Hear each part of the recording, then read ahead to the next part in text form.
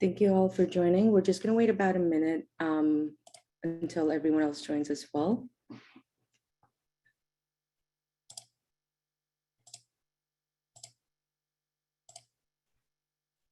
In the meantime, those who have joined us, if you would like to introduce yourselves in the chat and include your organization, that would be great. Also, if you're comfortable doing so, no obligation at all. I would also encourage the co-chairs and our speakers to do the same if they're comfortable.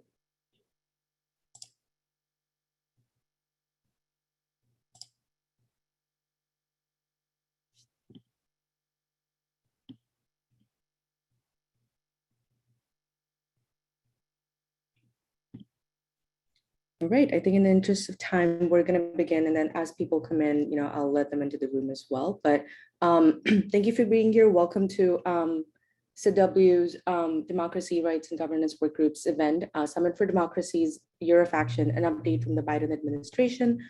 Before we begin and before I hand it over to our co-chairs for the workgroup, I want to briefly introduce myself and SID-W.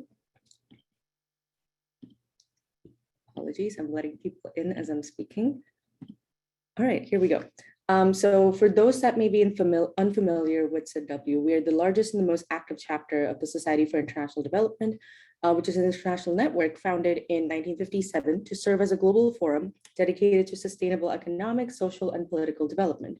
We serve as a global town square for the international development community, bringing together people from diverse organizations, disciplines, and career stages in the neutral, independent forum to share information and discuss important issues and challenges facing our community as we are doing today. There are 3 different ways that you can get involved with us. You can look at our upcoming events and programming at sidw.org. You can also sign up for a newsletter on our website as well, and our newsletter will keep you updated on all of our activities. And you can also follow us on social media to look at what we're doing and how you can be a part of us. A few things to note for today's session. This will be a recorded session, and the recording will be shared through our website and our social media channels. Live translation, closed captioning is available, and it can be activated through your own personal settings. For any questions for the speakers, you can please post them on the chat box. In the interest of time, we may not be able to get to all the questions, but we will make sure we can get to as many as possible. Lastly, we will be sending along an event survey towards the end of the event. Please make sure you get a chance to fill it. This is your way of giving us feedback on how this event went and what you would like to see as participants in future events. And before we turn it over, we have a quick poll just to kind of understand who is with us today and if you are members of SID-W.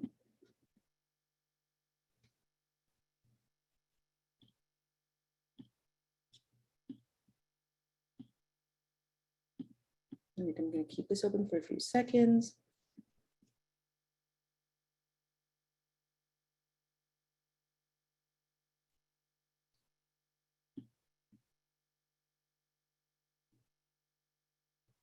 All right. And so it's great to see that a significant portion are not members. Welcome, and we hope that you will continue supporting us and join us for future sessions as well. And the ones that are members, welcome back. Thank you for being here today. And with that, I will turn it over to one of our co-chairs, Barbara Smith of the Democracy, Rights, and Governance Workgroup. Thank you so much to everyone out there. Good morning, good afternoon, or good evening, wherever you are. I saw from the poll that we have a number of people joining from outside the US.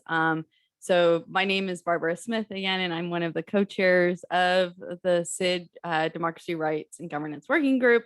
We're so pleased you can join us for this conversation with senior officials from the Department of State and USAID to hear how the administration plans to deliver on commitments related to the Summit of Democracy's Year of Action, and also how we can all get engaged. For today's event, we will hear from both of our speakers first, and then we'll have time for a question and answer. And that's going to be moderated by my co-chair, Patrick Quirk. Our speakers today are Marianne Toussaint and Rosary Orbeau Tucci. Marianne is the State Department's Summit for Democracy coordinator, overseeing a team focused on leading the Summit for Democracy's year of action and planning for a second summit. Prior to this position, she led the Anti-Crime Sanctions and Deterrence Tools branch in the Bureau of International Narcotics and Law Enforcement Affairs, or INL, which manages a variety of sanctions and other tools to promote accountability for transnational criminals and corrupt officials. She has also served as the department's anti-corruption team lead, a senior watch officer in the department's operations center, Kosovo desk officer, and also as a press officer. She is a career civil servant and has a master's in international studies from American University.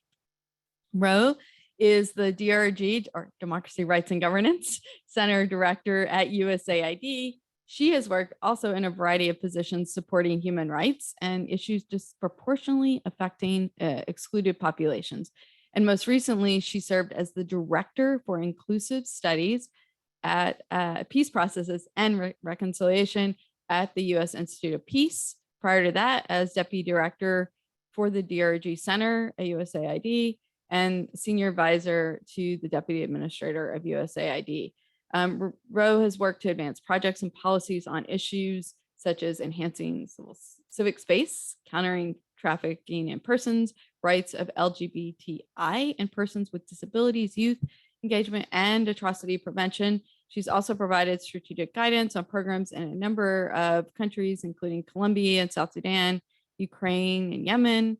She was a Fulbright Scholar and holds a Master's of Law in International Human Rights Law from University of Nottingham and a Bachelor's in Political Science and Communications from Boston College. And with that introduction, we're so pleased again to have you all here with us. I'm going to hand over to you, Marianne, to kick us off. Well, thank you very much, and good morning or good evening, wherever you may be. We really appreciate your interest and support for the Summit for Democracy. As I think many of you are aware, the President hosted the first Summit for Democracy in December, where we had 100 delegations, about 100 heads of state and hundreds of civil society and private sector participate in a conference and a summit focused on 3 areas: on promoting, obviously promoting democracy, promoting human rights, countering authoritarianism, and combating corruption. And countries, including our own, made commitments across these 3 pillars to really try to make meaningful change and reform in their own countries and globally. And as Barbara said, we are planning for a second summit that should be hosted. We don't have a date yet, so I can't announce that today. We are working on plans though, and would anticipate a second summit to be in the first half of next year. So stay tuned as we continue our planning within the US government. But what we are doing right now is we're in the middle of a year of action so that we can prepare for that next summit. And we have 4 main objectives in this year.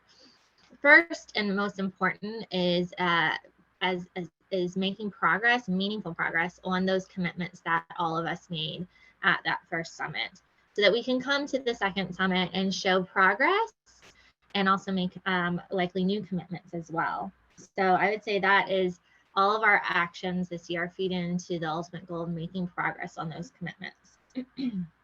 Second, we are working with the participants of the summit to develop a declaration that can be announced at the second summit, where reiterating all of our our collective commitment to these important issues. Third, we are really striving to have an inclusive agenda. We heard loud and clear from partners such as yourselves and from our foreign government partners as well, to have a more kind of open and transparent process in developing the agenda for the summit. And so I'll talk in just a moment about a couple different avenues that we've developed to try to do that, to try to achieve that. And finally, we're also working to ensure that these priority issues are embedded and amplified in existing relevant multilateral organizations or other initiatives. So really, you know, our goal is that these carry forward, the focus and the momentum on these issues carry forward past summit, past the second summit. And so we are working with partners across civil society and with governments to really make sure that we're leveraging all of the right organizations to make progress on and combating corruption and authoritarianism. So there are a couple mechanisms that we are launching or have launched to try to achieve these goals. First is the focal group, which is our kind of government to government process where we can work with the other government partners who are participating in the summit to negotiate that declaration, to develop an agenda, to report on progress on our commitments. And we had our first meeting just a couple weeks ago, where we will meet regularly throughout the year to do that, to try to achieve these goals. Another mechanism that we're launching, which is where many of you may be able to kind of feed into the process, is through our democracy cohorts. And these are envisioned as multi-stakeholder fora where governments, civil society, private sector, academics can come together on a very specific issue from the summit to make progress on commitments made in that theme. So for example, the United States will be launching very soon 2 cohorts, one on financial transparency and integrity, and one on workers' rights. So the United States would be the government lead. We'll partner with civil society to host that. And we hope that other governments that made commitments in those themes will join the cohort, as well as, you know, relevant civil society, private sector, et cetera, who work in this space, so that we can make meaningful progress together on the commitments that we made, but also hopefully refine those commitments or come to the second summit with some kind of announcement. We're hearing from other governments and civil society about other potential cohorts and a whole range of issues, from media freedom to disinformation and women's empowerment, technology and democracy, kind of like the whole range of issues that were discussed at the summit. So I would just say sort of watch this space as these come forward, hopefully over the next couple months. They're refined. And then just one other area where we are trying to improve our coordination with organizations such as yourself is through civil society consultations. This is just a U.S. government opportunity to hear from civil society on a range of topics. There'll be issue specific throughout the year, and it's an opportunity for our partners to feed into the U.S. government's policymaking progress. We're of course encouraging our government partners to do the same thing in their countries as well. I'm going to pause there and turn to my colleague Ro, who is going to talk a little bit more about these opportunities and also some of our assistance deliverables. Ro? Great, thank you. I'll also put in the chat the fact sheet that I'm sure many of you have already seen, which was a compilation of all of the deliverables from the State Department, USAID, and Department of Labor, a couple of our other colleagues across the agencies, which outlines, I would say you'll see 5 main themes under this presidential initiative. It's called the Presidential Initiative for Democratic Renewal. And these 5 themes really are an effort to up our game in response to a handful of critical threats to democracy. So you'll see right at the top, the 5 themes are supporting free and independent media, fighting corruption, bolstering democratic reformers, advancing technology for democracy, and defending free and fair elections and political processes. Now, I think I'm not going to go through these in great detail. I'll just pick out a couple examples. But I do want to mention that this was obviously not meant to be exhaustive, and we can build on these themes over the next year into the next summit. But again, these were some areas where we thought we needed to do more and really get at some of what I would call the root causes of the challenges that we're seeing. So for example, in the supporting free and independent media, we've got this fund, the International Fund for Public Interest Media, which is meant to really galvanize several millions of funds to support media outlets. But you also have the Media Viability Accelerator, which is trying to get at the actual business models and viability of these media organizations. So you see kind of the immediate grant making, and then the long-term building, the business model, rebuilding the business models of these organizations. You'll also see, I'd be remiss if I didn't mention the one that's near and dear to my heart, under the Democratic Reformers section, bolstering Democratic reformers. There's an interesting initiative related to it's called Powered by the People, and it's about bringing that community of grassroots organizers and movement builders into the broader fold of support that the US government provides, and thinking creatively about how we navigate support to these more informal organizations, and how we do that carefully. So again, I won't go through all of these, but you'll see different areas where we're trying to add funds, or we're trying to think a little bit more creatively about how we address the problem set.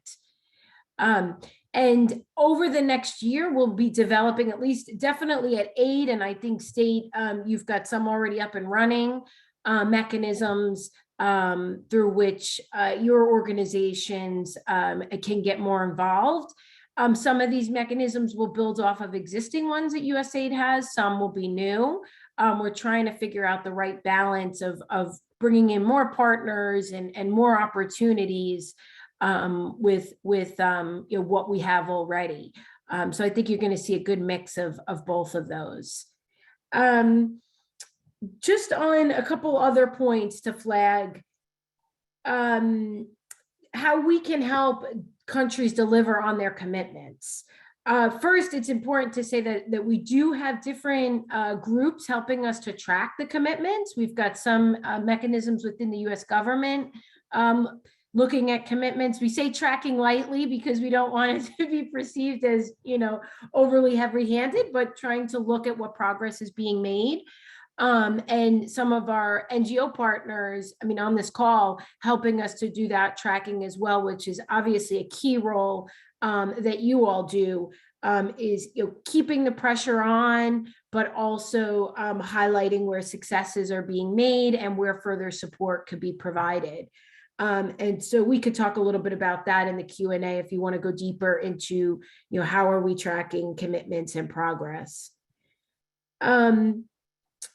We mentioned the cohorts. These are really meant to be a multi-stakeholder platform. It was really meant to be an effort where multiple stakeholders could participate in the development, refinement, and execution of commitments. We know this is never, well, how should I say this?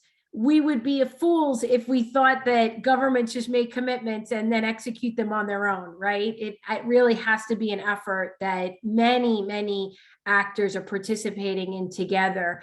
And so these cohorts really give us an opportunity to bring more ownership and buy-in and more resources to the table to make these commitments come to life. So thank you to those who have offered to co-lead a commitment. If you're on the NGO side, it is a partnership between governments and NGOs. And so many colleagues, NGO colleagues have reached out. And we'll be there to help support you in thinking about how you get government partners on board and how you can make that cohort come to life. but I think as we were trying to indicate, it doesn't always have to be a cohort. You could do a working group, and the working groups and the cohorts will connect together. So if the formal process is not the right mechanism for your involvement, these working groups will also provide another avenue whereby you could provide guidance and support, recommendations.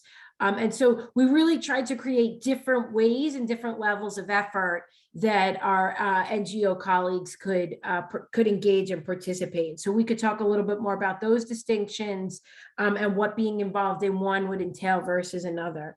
And I know Courtney's on the line too and has been helping to think through the development of these pieces. And the last thing I would mention before we hand it over to Q&A, because I think I already saw some really good questions in the chat, and I think that we've got a lot to think through already. Amplifying success. I mean, that's everybody's job, right? Is to where we see the progress is to really congratulate and elevate and share those experiences so others can learn from them.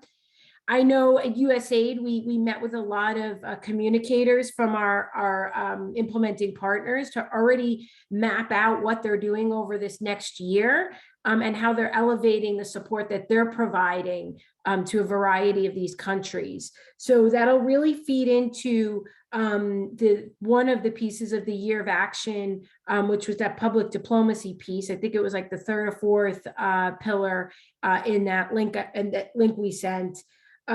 Really helping to shape the narrative around the successes. I think too often we talk about the failures and the problems, and this year ahead is really meant to celebrate our achievements as well and build that momentum and energy, right? That we're not always standing on our back feet, but that we're proactive and constantly pushing. And so we're really looking to generate a number of stories of success over the next year and really look to our partners to help us tell that story of where we're seeing these major achievements. So let me pause there, and I think again we could dive into many of these pieces, but help direct us in where we'd be most helpful in what you're most interested in.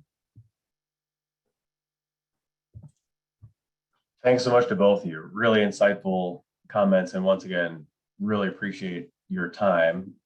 So we have 3 questions so far, starting with process and then perhaps going higher up. We have a question from Julie Murray. Will there be public readouts from government to government focal group? And if you could speak a bit more to that process. So as of right now, no, we are not producing public readouts. This is where we're really going to be getting into kind of negotiations. So until the declaration is in a more negotiated state, we wouldn't have much to report out. I can tell you that we will in each meeting be encouraging countries to report to one another on progress on commitments, as well as like sharing best practices. We'll encourage those leading different cohorts to also share updates with the group. But right now it's not a public process. I mean, one thing we could, and this is why Mary and I was saying maybe we could take some things back for consideration. I mean, we could think about the pros and cons of posting the agenda so that our colleagues even know what is being discussed. So that's an option. We could talk to our government counterparts if they want to make some progress public. I mean, that might be an incentive for them to come to the table if they know that if it's ready to go public, they might see that as an opportunity to. Right, there might be some. Yeah. Yeah, but the point being that it's an interesting question to think about for us. What components of that would are able to be shared or that might be useful to be shared. I appreciate your consideration to take that back and see what you all might be able to do. Sticking with process, a question from Lisa McGregor. Hey, Lisa, Could you clarify the process to engage in the working groups that you mentioned and the associated timeframe?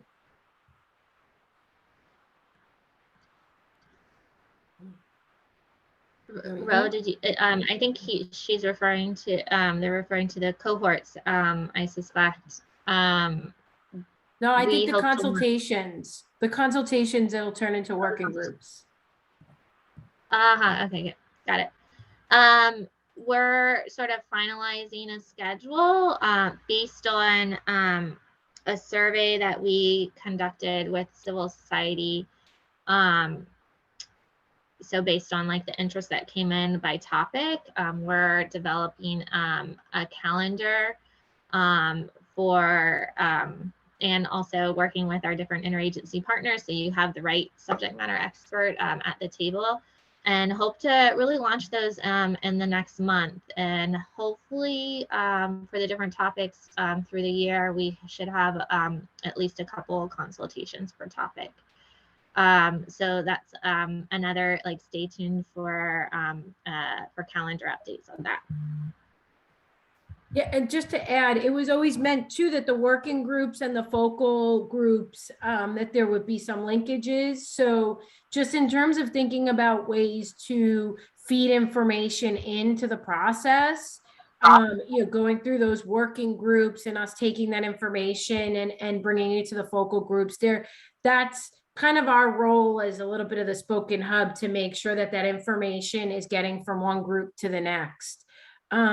Hi, Lisa, great to see you. I also wanted to flag that what Blair said too, that we've been working with Blair and his organization to get this information on that site as well. So definitely follow that link, because some of this information you'll see being updated. We kind of connect at least once a month to say what's new and what do we need to put up there. So really thank you to Blair and Accountability Lab for being that transparent organization for us and helping us to get the messages out. Wonderful, super helpful. Thanks to both of you. Julie Murray has a follow-up process question with regard to partner governments inputs, which is, we'd be interested to know how you'll be encouraging governments, including the US, to consult with local civil society on their inputs to the declaration that you referenced.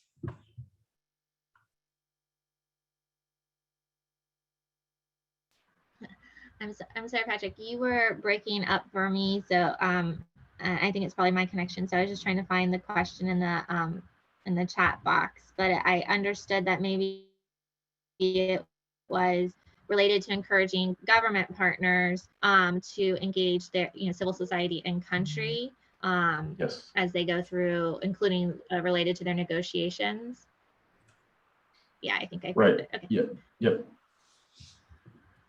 Yeah, so Julie, you're exactly right. We're just as we are engaging in regular consultations here from Washington and through our embassies as well. Our embassies should also be, or they also regularly engage civil society in country, so we can get input from civil society located out of the states.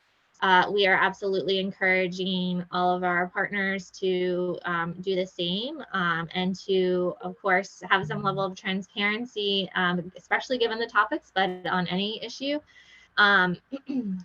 So, I mean, obviously we can't dictate to another government how they engage in negotiations, but it's certainly we are encouraging just as we do as a good practice. So hopefully we're modeling good behavior. Yeah, I would just add, I know a handful of us keep a close eye on the talking points to make sure that we're constantly encouraging that. We also have asked our missions and embassies to continue consultations over the next year with civil society. So that's another venue. It's not as direct a venue, and we've even flagged, like, could you have government officials join some of those? I mean, there's pros and cons to that, but how do we as intermediaries in country help to facilitate that dialogue? That sometimes happens naturally, that sometimes is challenging. So that's another way in which we're trying to promote that dialogue in country.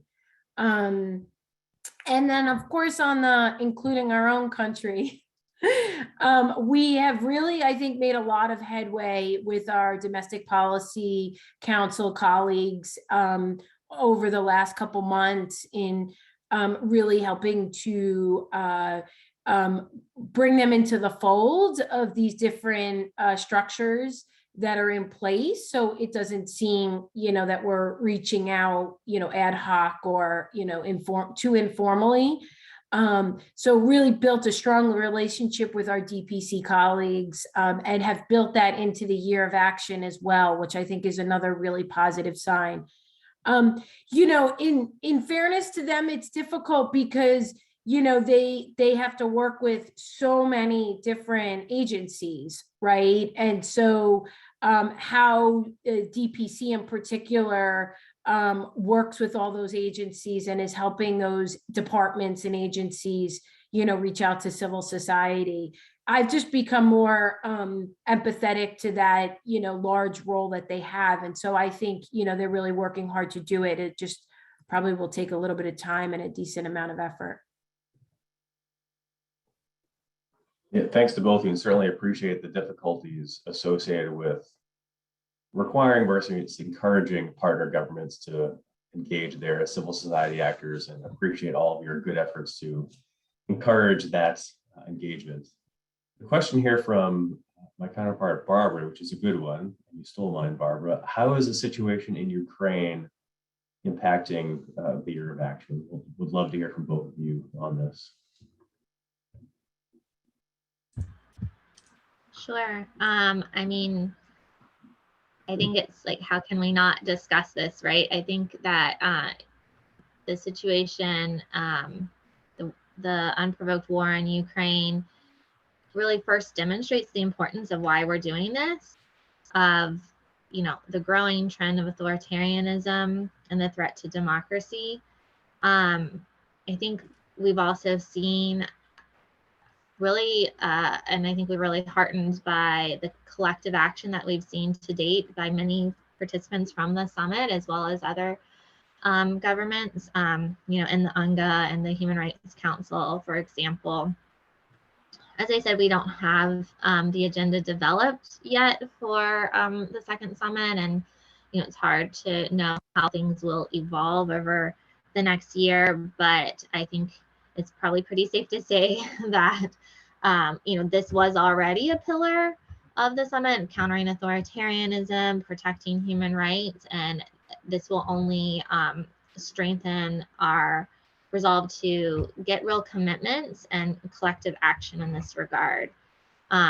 Ukraine is still, was a participant of the summit too. So in addition to just the issue itself, but also wanting to support another summit participant, this is, part of the discussions among governments already. And of course, we're hearing from civil society and everyone else. So I think it will continue to feature prominently throughout the year in all these, in the focal group, in the cohorts. It's going to be, and it's going to continue to evolve in terms of, new issues that we may not have thought of yet, right?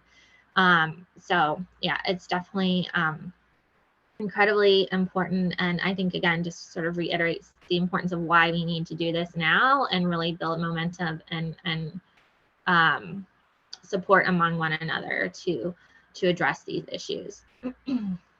Ro, you want to add anything? No, I was actually, we got the same outlook, I think, on this. It's probably such an understatement to say that it really put a fine point on what's at stake and the challenge in front of us. Ironic of the timing, right? That we were putting this on the world stage and then kind of, the stakes became crystal clear, right? I think, again, we had already been moving in the direction of partnerships and alliances, right? And building if you want to call it a counter alliance to what we believe the authoritarians are doing.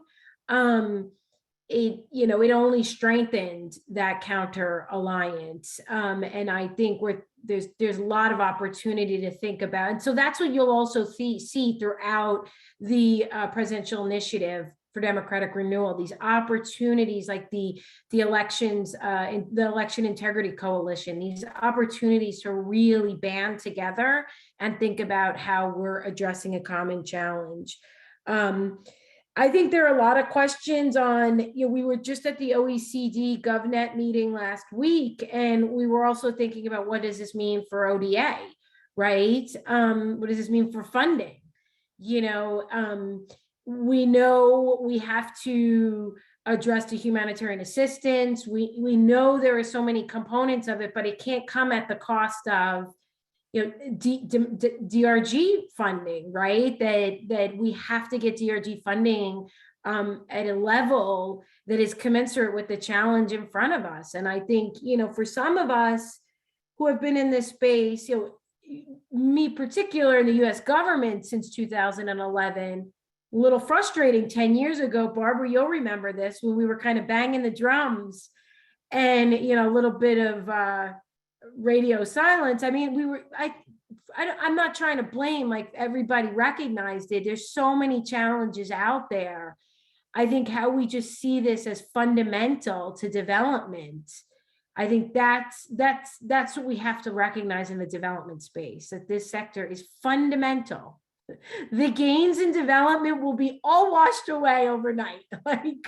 So I think that's becoming maybe a little more front and center in this space. And so I think that's something, we as a community probably have to grapple with a little bit more, is where does DRG, where is it situated within the development space?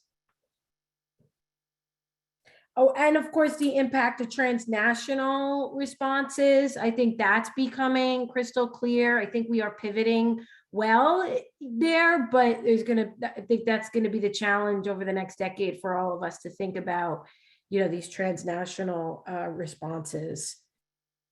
But I'll pause there. Yeah, I agree with both of you. I think the year of action in many ways has set USG up quite well to respond to any and all of the challenges emanating from Ukraine. So I had a quick question again to stay at the strategic level. How does the year of action nest within the administration's broader, longer term democracy strategy?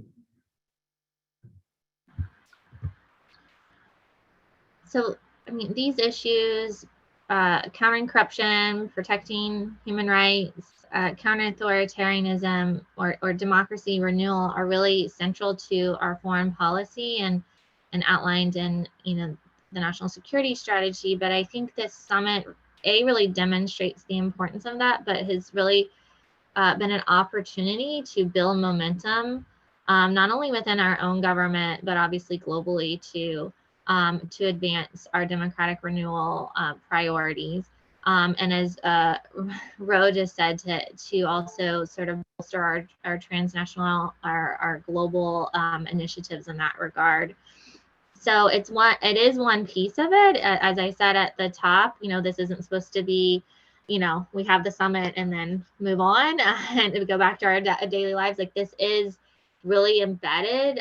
These issues really are central to, especially the work that our two agencies do, but across the U.S. government as well. So for us, it's really an opportunity to amplify that messaging. And as I said, that's one reason why throughout this year, we are also taking opportunities wherever we can with our partners to amplify these issues and make progress on these issues and other existing relevant organizations that will carry on past the second summit. Rose, I don't know if you have anything to add to that. Yeah, I guess just a couple things. I mean, there are a lot of questions being asked, I would say right now, about, does the summit continue beyond a second one? How does PITR, the Presidential Initiative for Democratic Renewal, how does that fit into the broader DRG funding? How do we weigh DRG issues within foreign policy, within development, right? How do we balance various priorities? And just in general, how do we elevate DRG bureaucratically, policy, with funding? So I think those are all the questions I think we're trying to grapple with, so that we can, if the word is institutionalize things beyond one summit and two summits. So I think that's what we're trying to figure out now. How do we make this something that's more than two summits, and then we go back to business as usual. Like I said, how do we build it in bureaucratically, structurally, in policy and in funding? So I don't have great answers for you on that now, but I could just tell you that those questions are being asked, just like you all are thinking about, what does this mean? We're all thinking about that as well, and trying to push the envelope as far as we can, recognizing what the stakes are. Appreciate that from both of you. Any final questions or additional questions for our two guests?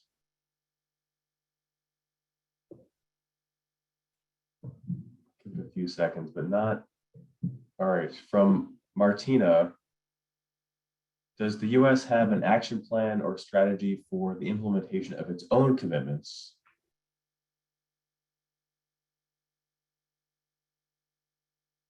So this is what I was mentioning. I'm sorry, did you want to go first? Yeah. So this is what I was mentioning about our close relationship with DPC, our Domestic Policy Council.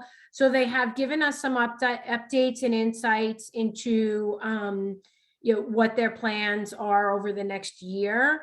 I actually haven't seen a document, but they have been very vocal and verbal about it.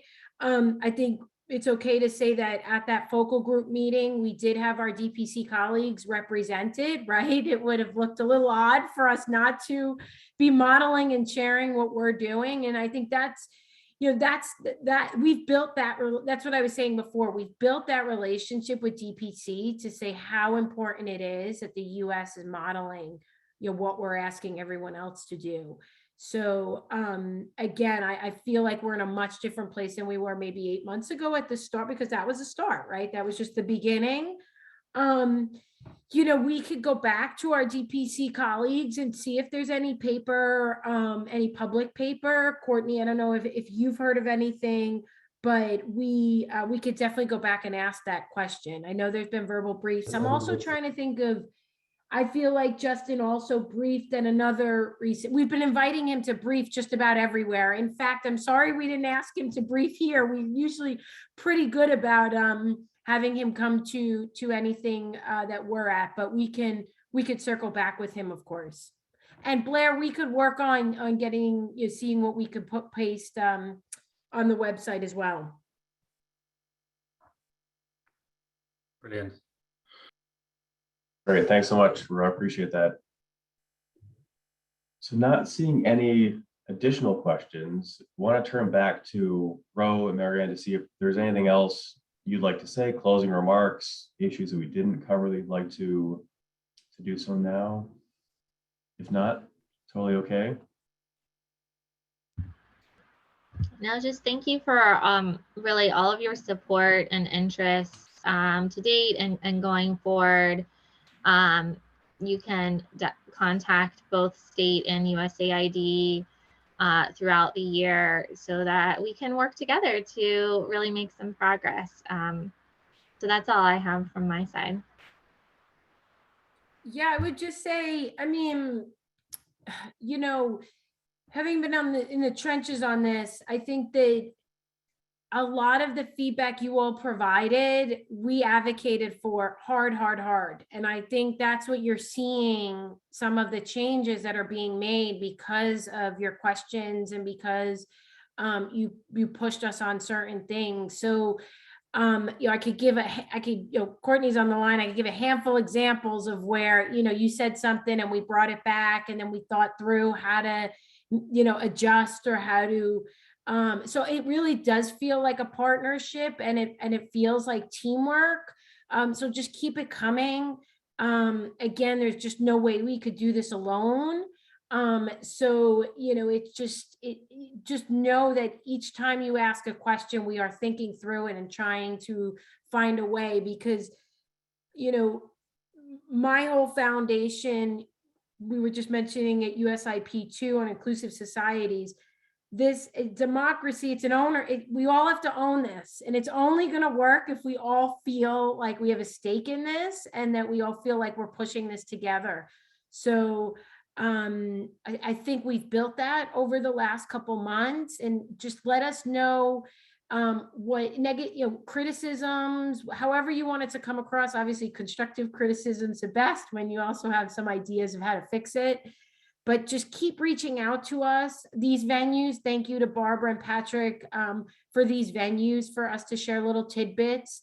Maybe because there were so few questions, it means that people are starting to get it. They're like, all right, I see all the moving pieces. They're starting to make sense. They've answered a lot of our critiques. If that's not the case, please keep emailing us and helping us refine and fix this.